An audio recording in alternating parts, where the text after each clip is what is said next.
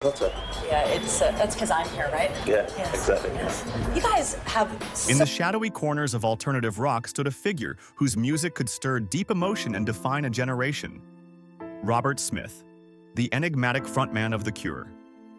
Known for his darkly beautiful soundscapes and signature eyeliner, Smith has long been admired for his artistic integrity.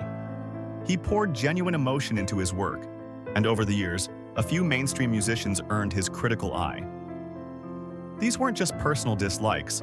They reflected Smith's strong views on authenticity in music, where sincerity mattered more than style or commercial success. Morrissey.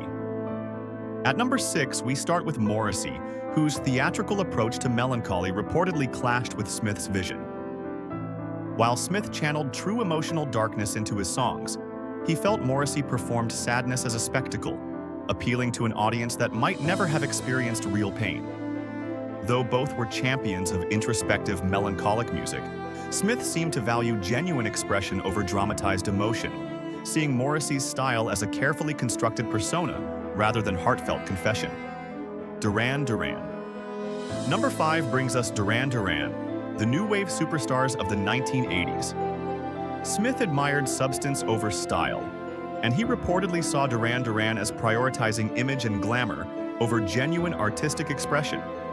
While The Cure explored themes of love, loss, and existential dread, Duran Duran thrived on MTV-ready visuals and fashion-forward videos.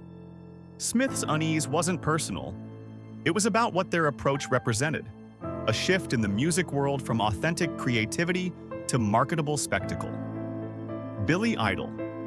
At number 4 is Billy Idol, a figure Smith viewed as commercializing punk's raw energy. Emerging from the London punk scene, Idol transformed rebellion into a polished, widely appealing persona.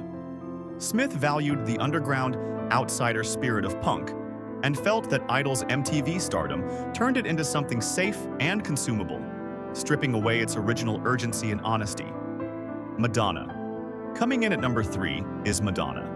Smith admired authenticity, and he reportedly felt Madonna's carefully calculated pop persona contrasted with the emotional honesty he championed. While both dominated MTV, Smith saw her approach as market-driven, whereas his music sought to reflect personal truth and vulnerability.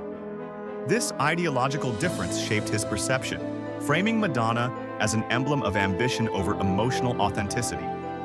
George Michael number 2 is George Michael, whose polished romantic ballads reportedly drew Smith's criticism. Smith's concern wasn't about Michael's talent, but how he packaged heartbreak into radio-friendly perfection. For Smith, music should bear emotional scars and reflect real human experience, not create comfort or convenience for listeners. Bono. And finally, at number 1 is Bono.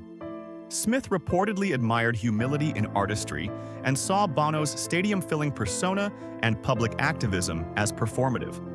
While Smith focused on intimate emotional connection, he felt Bono's approach blurred the line between music and message, turning art into spectacle. Conclusion. Robert Smith's critiques weren't just grudges, they were reflections of his commitment to authenticity.